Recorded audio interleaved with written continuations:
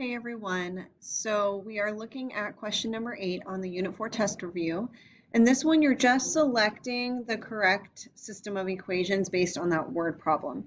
Now, I highlighted something that's very important, stating that she has a total of 324 cards, meaning that total means adding.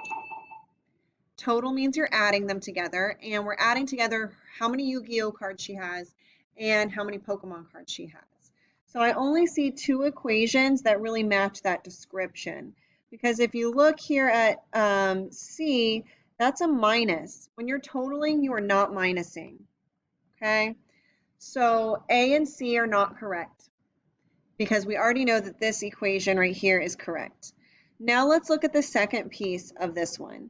It says Pokemon cards, the number of Pokemon cards is, so I would put P equals Pokemon cards is 17 more than, so more than means you're adding, and that should already tell you that it is B, because D would be less than.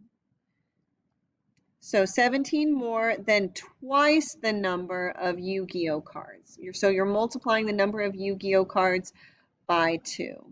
So just the fact that it says more than tells us it's plus and should help you eliminate option D.